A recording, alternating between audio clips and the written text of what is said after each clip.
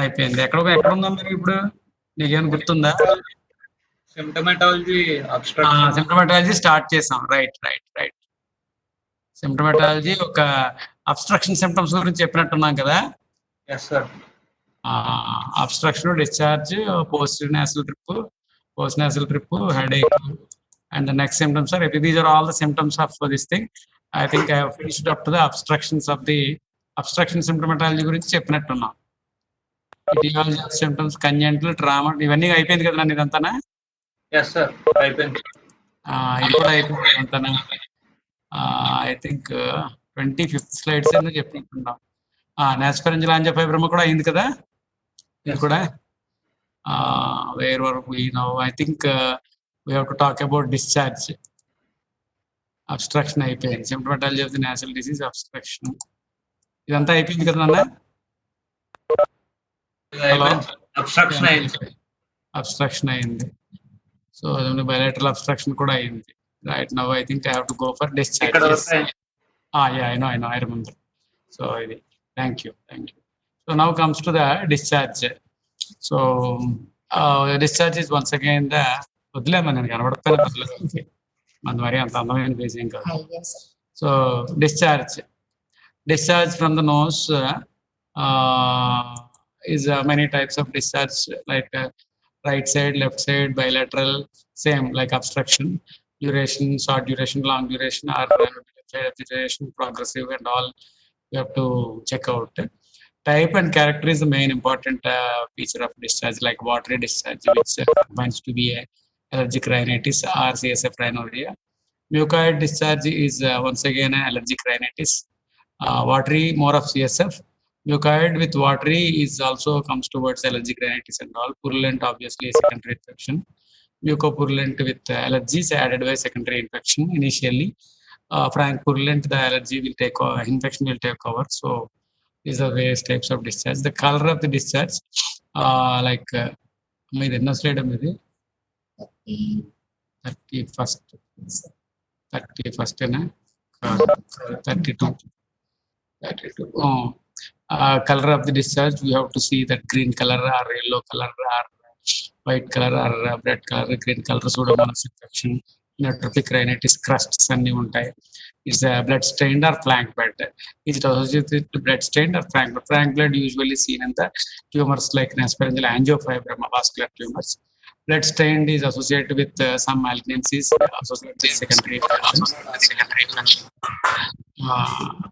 Foul smelling or not? Foul smelling is obviously associated with a foreign body or malignancy or any other midline granulomas or any other degenerative conditions are present. Crusting, when the crusting is present, we have to think that it is a post-operative case or pre-operative with atopic rhinitis. So like this kind of are the crusts due to previous blood stains, collected blood. I think you are able to hear now. Hello?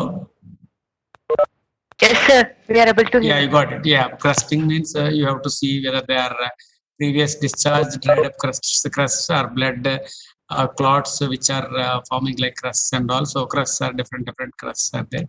So that's it. You have to find out regarding the crusting and all.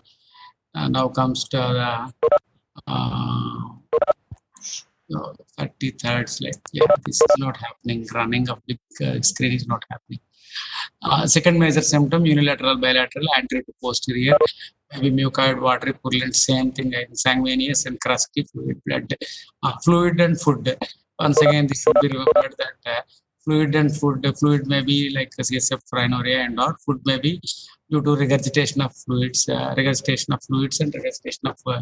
నువ్వు కూర్చోండి పర్లేదు రండి వాళ్ళు కనబడుతుంది. Fluid and food, regurgitation of fluids or regurgitation of food, like palsy of the lower cranial nerves, which causes soft palate paralysis, claspharyngeal nerve affections. So that must be considered. So regarding the discharge of the nasal cavity, we could come to a conclusion that it is what type of case, whether it is inflammatory or malignant, benign case or due to a foreign body or like that. All these symptomatology should bring you towards reaching to a definitive diagnosis. mixing up all these symptoms, we can come to a definitely. That is our goal regarding knowing of the symptoms of this thing. Next comes bilateral mucoid, all cases of nasal obstruction, purulent, acute, and chronic rhinosinusitis.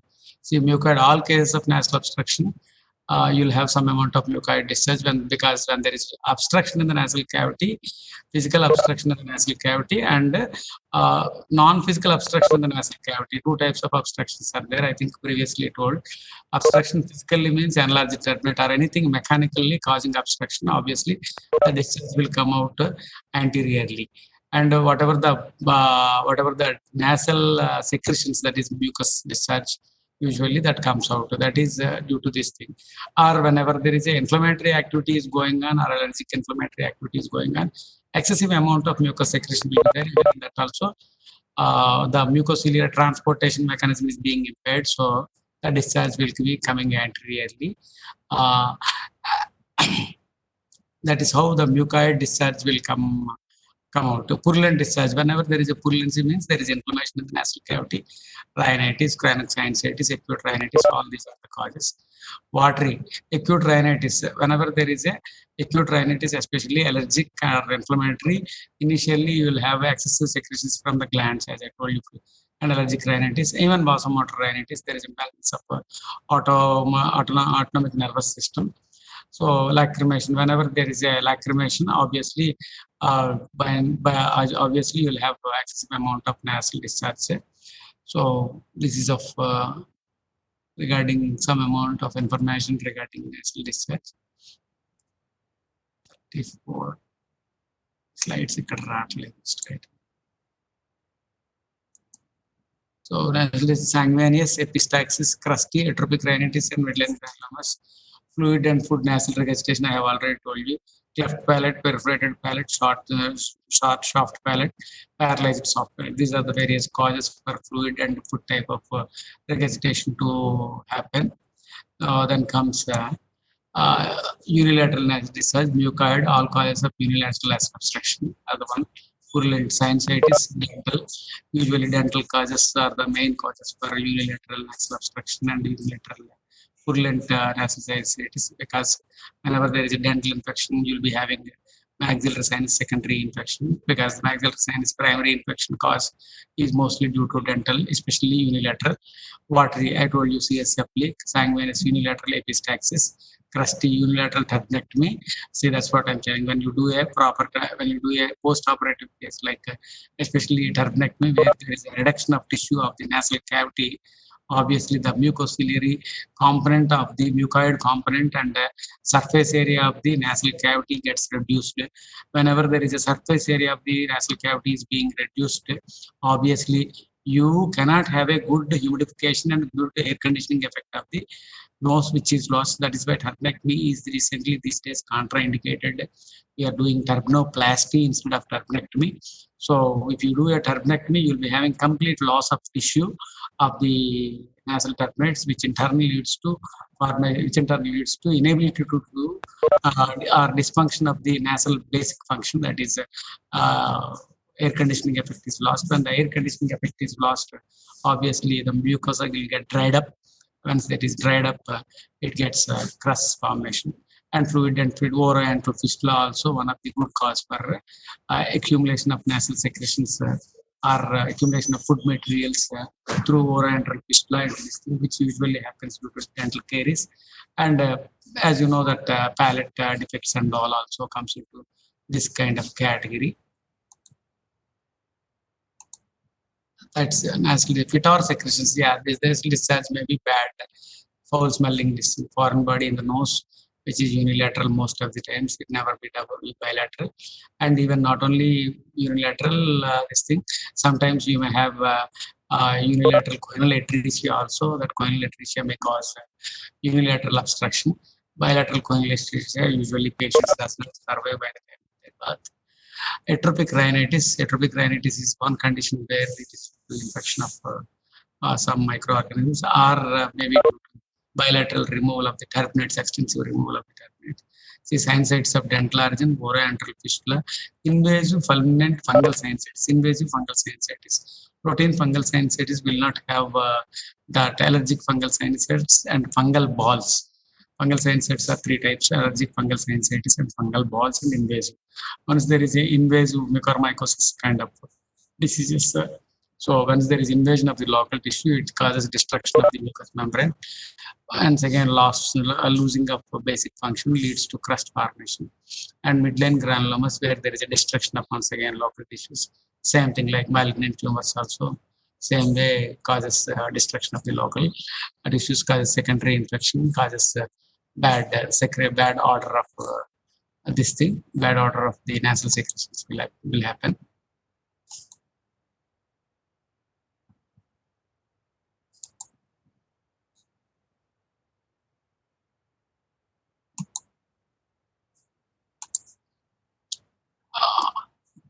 Then comes to these are the different discriminations of this thing. Then comes to smell disorders.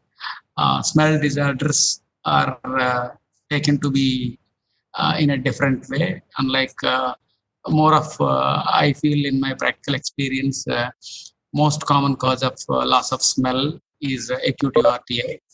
The next most common cause of loss of smell is mostly psychiatric status of the patient. Other than that, I don't found the remaining all loss of smells are due to some obstruction or some disease locally. Duration, once again, you have to see is there any foul smelling associated with smell disorders, upper respiratory tract infection, nasal allergy, and nasal surgery, post-operative nasal surgery. These are the main things that has to be looked after when the patient is complaining of something like loss of smell. Now comes to the symptomatology of smell disorders: anosmia, hyperosmia, hyposmia, parosmia. Anosmia, loss of sense of smell, not able to take any smell. That means definitely there is something, only two things. One is that I think in further slides they have given explanation regarding all these things. Hyposmia, decreased sense of smell. The sense of smell is decreased. Cacosmia, bad odor perceived by patient or by the contacts. Both are called as parosmia. Cacosmia, parosmia, it's a hallucination. Once again, psychiatric disorder. Once again, hyperosmia, increased sense of smell. When there is no smell, also patient can have some smell. That is hyperosmia. Next comes symptomatology, anosmia. Yes, that's what. Anosmia or hypoxia, అసలు smell లేకపోవడం or less smell, which is due to maybe maldirection, obstruction, or atopic rhinitis, that is loss of mucosa, and neuritis, inflammation of the olfactory neuron cell, and maldirection, direction of the airway. You may not be reaching to the roof of the nasal cavity where the olfactory epithelium is present, and obstruction, usually nasal obstruction, simple DNS to any other cause that causes obstruction. Atopic rhinitis, basically when in atopic rhinitis, the mucosa is totally atrophied, underlying nerves also being completely atrophied. So what will happen is patient have two symptoms. One is dryness and crusting of the nose, and another one is loss of smell. And and another very important thing of atopic rhinitis is the patients, the people who are sitting next to the patient will have some bad odor. That's one typical important point to be carried out in this thing. Cranial, olfactory bulb, olfactory nerve, and meningitis. So cranial causes and nasal causes. Cranial causes is olfactory bulb disorders and everything, olfactory nerve disorders, and meningitis, and all. So next comes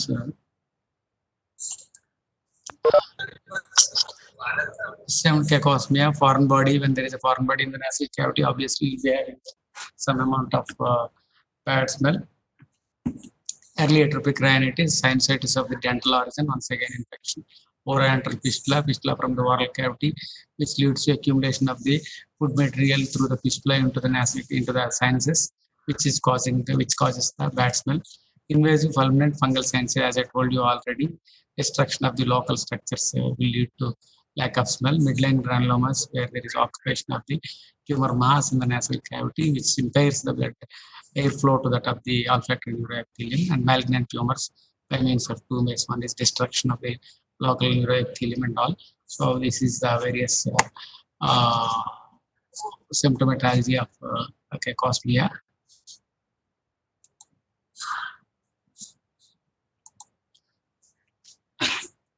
So, parosmia, hallucination, definitely this is due to psychologically mostly post-influenza, hysteria, epilepsy, all central nervous disorders, diseases. Hyperosmia, increased sense of smell, hysteria, and mania. These are parosmia and hyperosmia are definitely related with psychological disorders. Then comes to the headache. Headache is patient with headache is definitely always be roaming between three specialties. One is a neurophysician or physician, another one is ophthalmologist, and another ophthalmologist and ENT surgeons. So headache, there are many number of causes for headache. You should never be confusing with the headaches to the neuro and ophthal to that of the ENT. Some of the headache symptoms are conditions are intermingled between ophthalmology and ENTs or intermingled between neuro and neurosurgical or neuromedical and ENT surgeons. Site of the headache mainly frontal, bitemporal, vertex, and occipital. Side unilateral or bilateral should be assessed at time morning or evening or night times. You have to assess depending on the timings, different duration, how much long it lasts. So character, throbbing, dull, periodicity, then periodicity, aggravating factors and relieving factors associated with nausea, vomiting, and which is mostly going towards that of the neurological or migraine, associated with ophthalmic symptoms like retroauricular pain and all, retroauricular pain and all. That's what I'm telling you. Some of the ophthalmic causes looks like ophthalmic, but they are not exactly ophthalmic causes. They are some. I think we will discuss later. And this is just an informative class. Like headache and facial pain, you have to differentiate between the headache and facial pain. Facial pain mainly occurs from the face. Headache is from the vertex and occipital. Pain in the head from orbit back to the suboccipital region is headache. Facial pain, pain elsewhere in the face, remaining all. So mechanism, traction or dissection of the pain, sensitive structures. So these are radiation pains and all. These are functional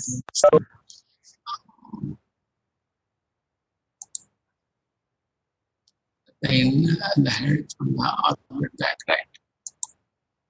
Headache and facial pain.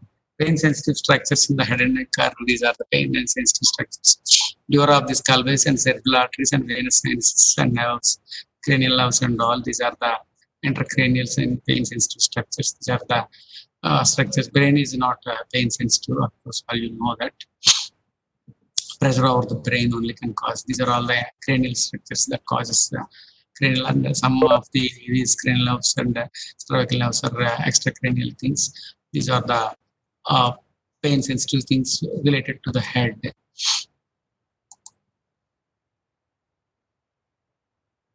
Then comes to that of the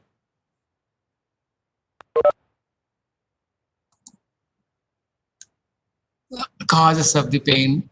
Extracranial and intracranial divides. Once again, extracranial is nasal, oral, ocular, dental, temporomandibular joint, cervical, neuralgias, vascular loops, general causes, vascular loops and general causes. Intracranial trauma, head injury, infection, meningitis, encephalitis, brain abscess and all, tumors, brain and brain tumor. These are the things which we don't relate exactly.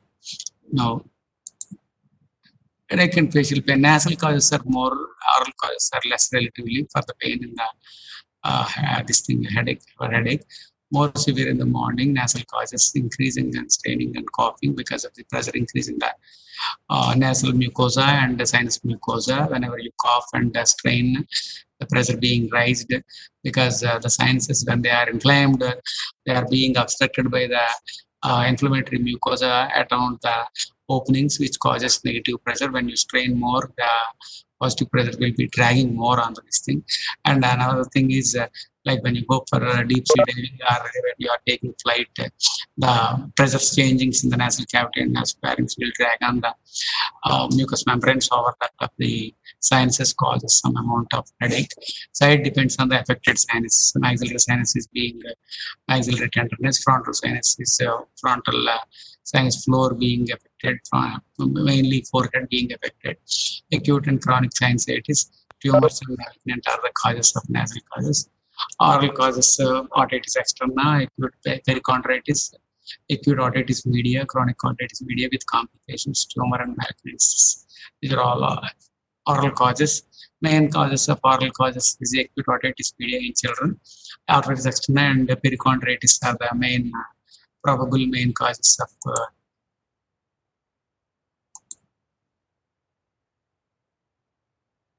probable main causes of this thing. Uh, then comes to vascular cause, migraine, that's what I told you. Paroxysmal attacks of hemicranial pain proceeds by aura. Aura is the very classical feature of migraine, flashes of light or something flickers of light or black black screen like picture in front of the eyes, which is more towards of hemifacial pain or this thing, vascular thing. Throbbing episodes for 4 to the episodes of lasting for 4 hours to 72 hours, associated with nausea, vomiting, and photophobia and phonophobia. These are the very clear-cut symptoms of migraine mechanism, which is due to vasospasm and simultaneous vasodilation. Vasospasm, you'll get aura, vasodilation, you'll get headache and all. Family history, obviously engaged family history. Most of the people who suffers with this thing is mostly younger, starts younger at least, maybe suffering for a long time with even with medication, acute attack, prophylactic and all. Acute attack, you get dopamine vasodilators and caffeine and all will be given. Prophylactic is always beta blocker for the treatment of choice for migraine and all. Vascular, any vascular cause. So now comes to that of the that is information regarding some amount of information regarding headache. These are all the symptoms are being well described once again when you are dealing with that of the each and every individual uh, diseases where one particular symptoms will be more prominent and all. That's a detailed study will be there. Now comes to the epistaxis. Epistaxis is once again multi multiple causes are there. Now we have to look for the duration of epistaxis, how much amount of time it is, previous episodes of epistaxis, spontaneous or provoked, any history of trauma, quantity, mild to moderate, severe, aggravating factors, relieving factors, same. Just like any drug intake, any drug intake like aspirin and clopidogrel, which causes thrombo, thing, clotting factors to be changed. Family history of bleeding disorders, history of bleeding from any other site, like the vicarious menstruation and all things comes into that matter, multiple sites. So these are the various informations to be given for epistaxis, taken to be taken for information.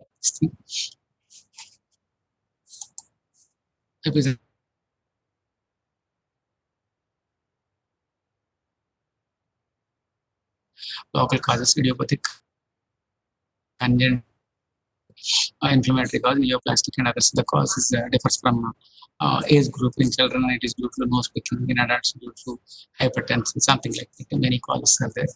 Inflammatory, neoplastic causes, and other mysterious causes.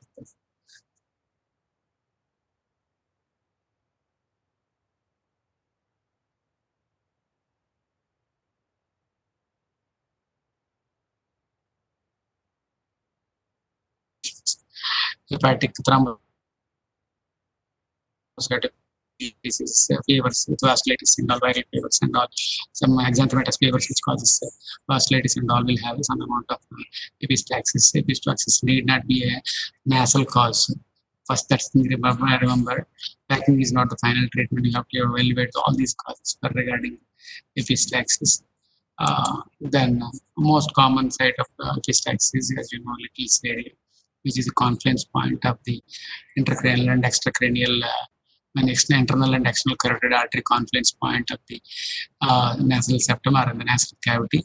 There are many confluence points of the intracranial and extracranial, I mean, internal and external carotid artery system. Where are the potential sites for bleeding? As nose, in the nose, this is the potential site.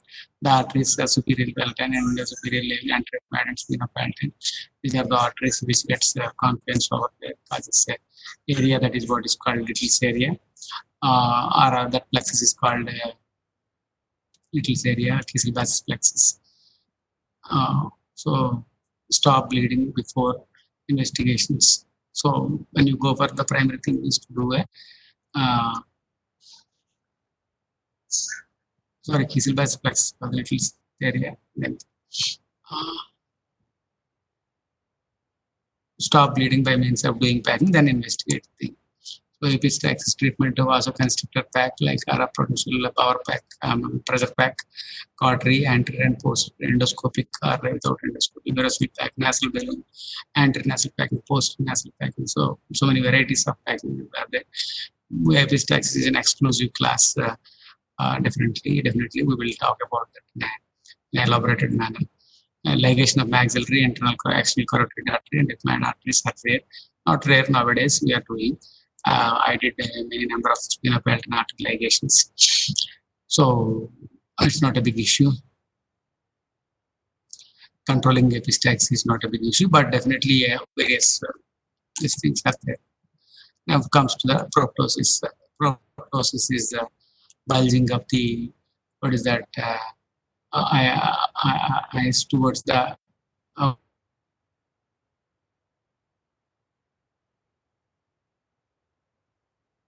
is anterior lateral this thing to the skull, right side, left side, or bilateral. Duration, progress, slow or rapid, how is the patient and all possible. We are more concerned with the proptosis. So we are more concerned with the ethmoidal sinus causes, maxillary sinus causes that are causing the